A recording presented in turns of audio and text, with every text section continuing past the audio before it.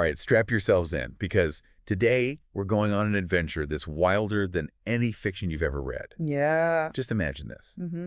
You're a young sailor, ambitious, of course. Right. Back in the year 1600, Okay. you're seeking your fortune in the Far East. Spice trade. But instead of finding those spices and all the riches you were hoping for, you end up shipwrecked Oh. in Japan. Oh, wow. And to top it all off, you're forbidden from ever returning home. Can't go home. That's exactly what happened to William Adams, This is a true story. the very first Englishman to set foot in Japan. Yeah.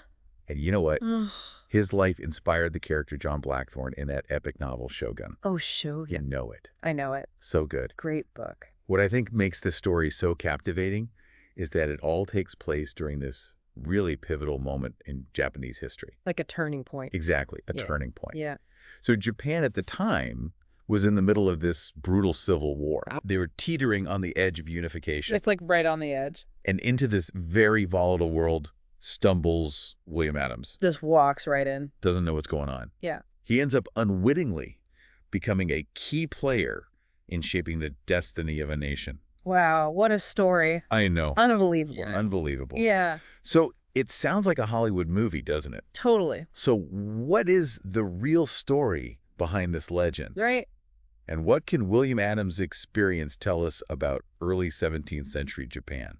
Good question. Well, we have some awesome sources to help guide us on this deep dive. All right. Don't you think? Yeah, I do. I think they're great. Okay, great. So to help us out today, we have the expertise of historian Charles Milton. Historian. Okay. He's the author of Samurai William, the Englishman who opened Japan. Okay. And we're also going to be using some insights from the Not Just the Tudors podcast episode, Oh, cool. which featured an interview with Milton. Gotcha. Okay. So before we get swept away by all the samurai and shoguns, Yeah.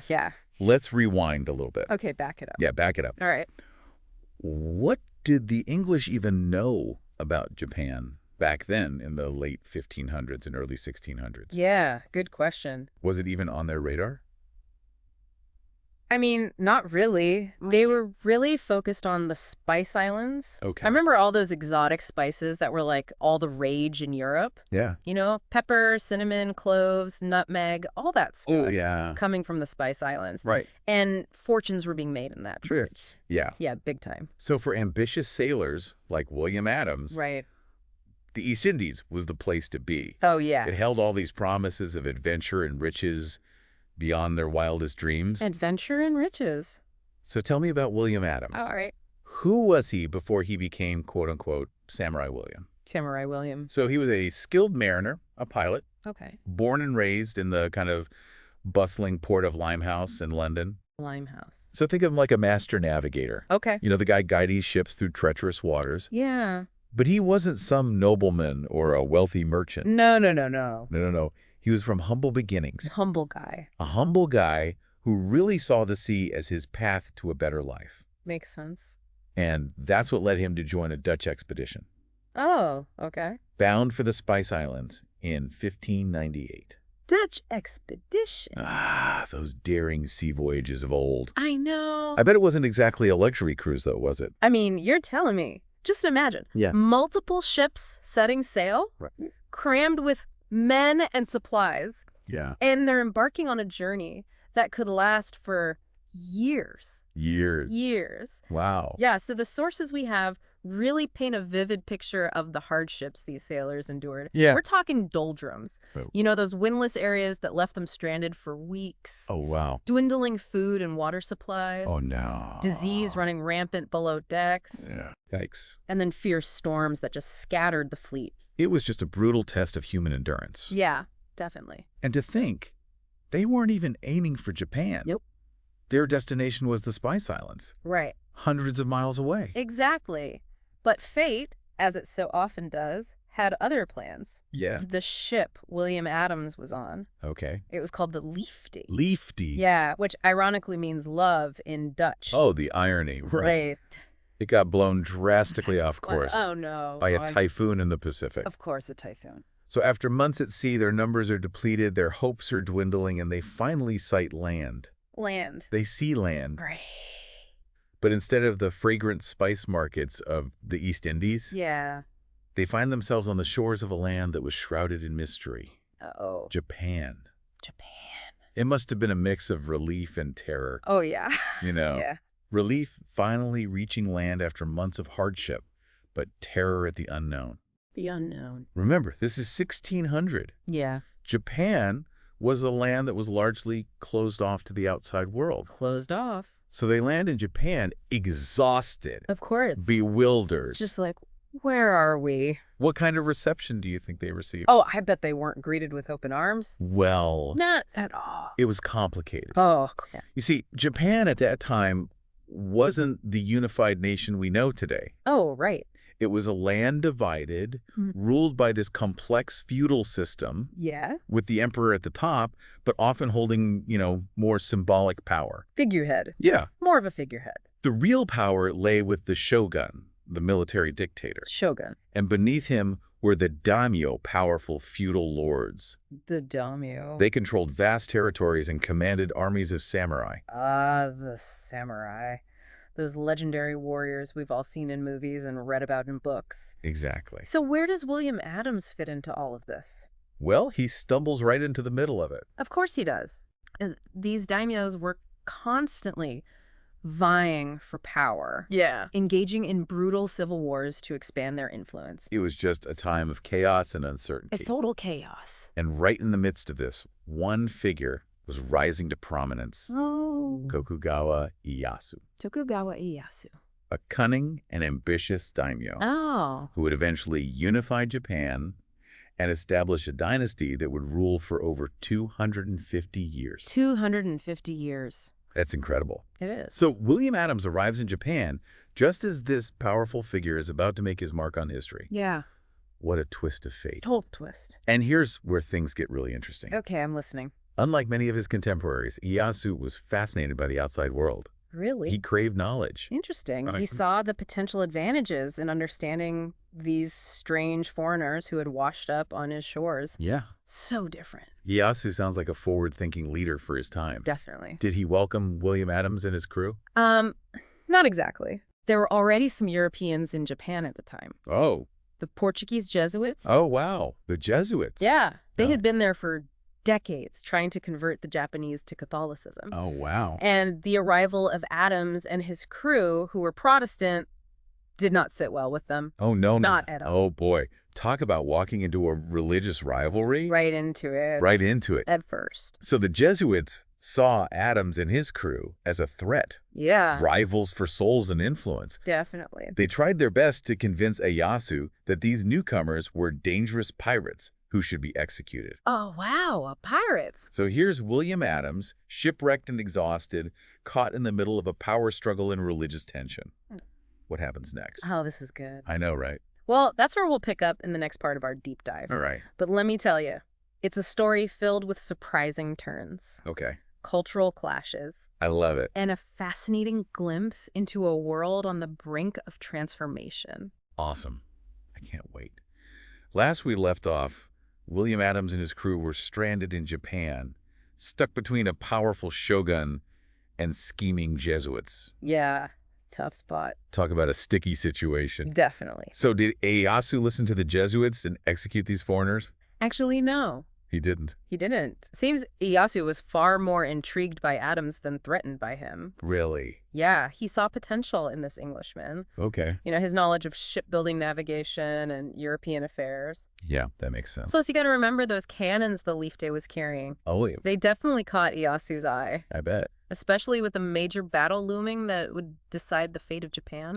So Adams had something Ieyasu desperately needed. Air tower. Firepower.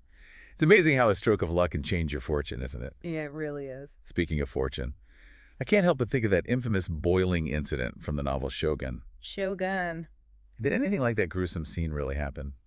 That, my friend, is pure fiction. Really? A dramatic embellishment for sure. For sure. There's no historical evidence to suggest that Ieyasu ever resorted to such tactics with Adams. Oh, In fact, it seems their relationship was based on mutual respect, wow. even fascination. Fascination. Yeah, Ieyasu bombarded Adams with questions about Europe, even asking him to demonstrate his knowledge using a globe, Oh, wow. which absolutely fascinated the shogun. It must have been quite the sight, this humble sailor from Limehouse, explaining the world to the most powerful man in Japan. I know. But how did they even communicate? Right? Did Adams magically become fluent in Japanese overnight? Close. Really? Well, we don't have all the details. We know Adams was a quick learner, and he picked up the language rapidly. That's impressive. This ability to communicate directly with Ieyasu undoubtedly strengthened their bond and solidified Adams' position as a trusted advisor. Wow, what a story. So let's talk about this pivotal battle that was brewing. Okay. It sounds like something straight out of an epic samurai film.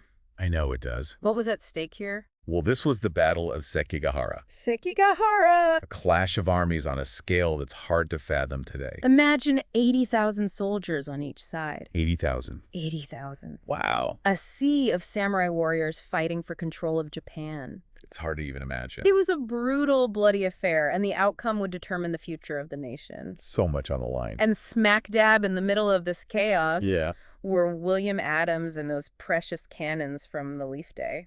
Wow, incredibly. Exactly. Ieyasu, recognizing their power, had the cannons hauled onto the battlefield and put under Adams' supervision. Smart. Now it's unclear from historical accounts just how decisive those cannons were in the overall outcome. Okay. But imagine the psychological impact. Oh, yeah. These thunderous blasts ripping through the ranks of samurai unlike anything they'd ever seen or heard before. It must have been a terrifying yet awe-inspiring sight for everyone involved. Definitely. Did Ieyasu's gamble pay off? It did. It did. Ieyasu emerged victorious, crushing his rivals and claiming the title of shogun.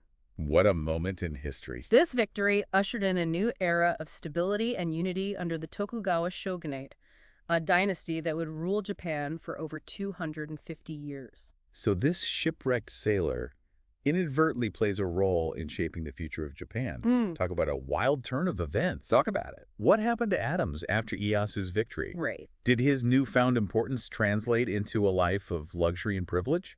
You could say that. Okay. Ieyasu, recognizing Adams' loyalty and value, showered him with rewards. Oh, wow. A generous stipend, a townhouse in Edo, which would later become Tokyo, Nice. and eventually a substantial landed estate with retainers.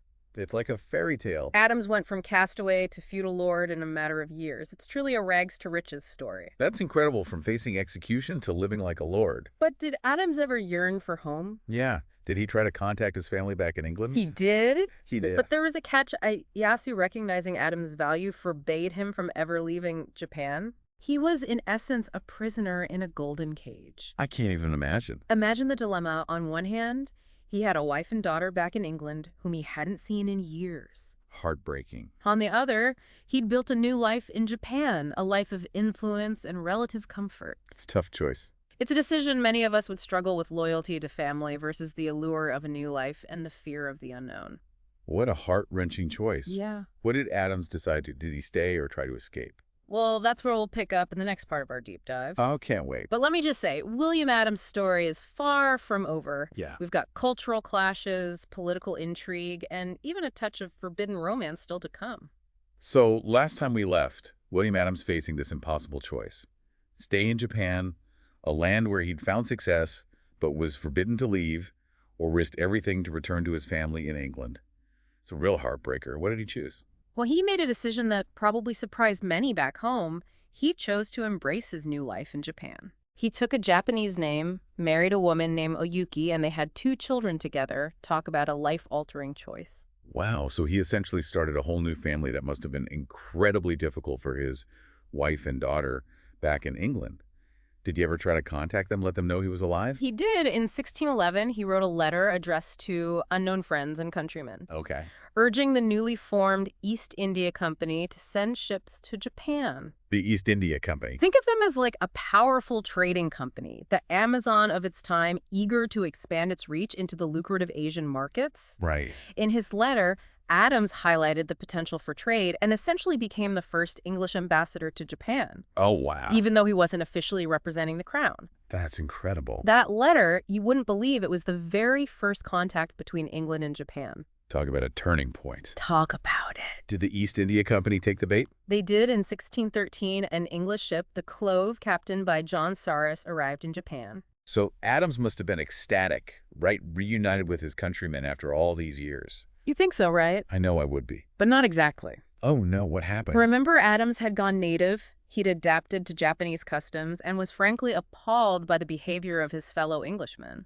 Oh no. They were loud, boisterous, and completely clueless about Japanese social norms. Oh dear. They refused to bow, wore inappropriate clothing, and basically behaved in a way that the Japanese found incredibly rude and offensive. Oh no, that's a recipe for disaster. It sounds like a comedy of errors with Adams stuck in the middle trying to smooth things over. Precisely. And it wasn't just their manners. They also completely misjudged the Japanese market. They brought woolen goods, which in a hot and humid climate like Japan's were completely impractical. Oh, that's not good. It's a classic example of how important it is to understand the local culture when doing business abroad. So Adams is desperately trying to bridge the gap between his two worlds, and his own countrymen are unwittingly sabotaging his efforts.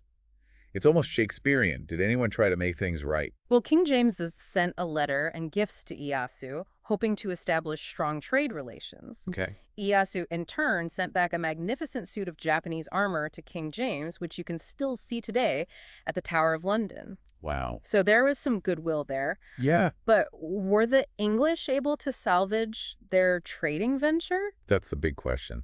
Unfortunately not. The cultural clashes were so bad that they ultimately doomed the English efforts. Oh, what a shame. Their trading post head, Richard Cox, was more interested in his vegetable garden and goldfish than in actually conducting trade. He sounds delightful. And to make matters worse, some English sailors even scratched their names into the Great Buddha of Kamakura. You can imagine how well that went over. Oh, no, that's terrible. So what happened to the English trading post? Did they just pack up and go home? They limped along for a few years, but it was clear they weren't cut out for doing business in Japan. I guess not. And then another European power arrived on the scene, the Dutch. Unlike the English, they were savvy traders, understood the importance of adapting to local customs, and brought goods that were actually in demand in Japan. So here we have William Adams, the Englishman, turned Japanese samurai, supporting the Dutch over his own countrymen. What an ironic twist. It speaks volumes about how deeply integrated Adams had become into Japanese society. He recognized that the Dutch, with their pragmatic approach, were better suited to trade with Japan than the bumbling English. But there were also larger forces at play, weren't there? The Oh. political and religious landscape of Japan was shifting, and Christianity, which had initially been tolerated, was now seen as a threat. That's right. Starting in 1614, Japan entered a period of intense persecution of Christians. Oh, no. Edicts were issued banning the religion, and those who refused to renounce their faith faced imprisonment, torture, or even death. It was a dark period in Japanese That's history. a very dark period. Yeah. And what about William Adams? How did this impact him? It's a complex question. Some historians believe he might have even supported or at least turned a blind eye to the persecution of Christians. It's hard to say for sure, as the historical record is unclear on this point. Yeah. It's certainly a controversial aspect of his story. It makes you think about the compromises we make when navigating different cultures and loyalties. Was Adams simply trying to survive in a challenging environment, or did he betray his own beliefs for personal gain? It's a question that continues to be debated among historians. Ultimately, we may never know the full truth, but what we do know is that Adams continued to prosper in Japan, even surviving the death of his patron Ieyasu in 1616. He lived out the rest of his days there, a respected figure who had successfully bridged two worlds, though not without contradictions and compromises. What a fascinating and complex story. William Adams, the first Englishman in Japan. A man who went from shipwrecked sailor to samurai advisor to a shogun, and ultimately a bridge between East and West. What are your final thoughts on this incredible journey? William Adams's life serves as a powerful reminder that history is rarely black and white. It's a tapestry woven from ambition, cultural clashes, personal choices, and the unpredictable hand of fate. His story challenges us to examine our own assumptions about culture identity and the choices we make when faced with the unknown. Thank you for joining us on this incredible deep dive into the life of William Adams. We've covered everything from shipwrecks and samurai to cultural clashes and political intrigue. If you'd like to delve even deeper into this fascinating story, be sure to check out the sources we mentioned: Charles Milton's Samurai William, The Englishman Who Opened Japan, and the Not Just the Tudors podcast episode featuring Milton. And be sure to subscribe to The Deep Dive for more captivating explorations of history, culture, and the human experience. Until next time, keep exploring, keep questioning, and keep diving deep.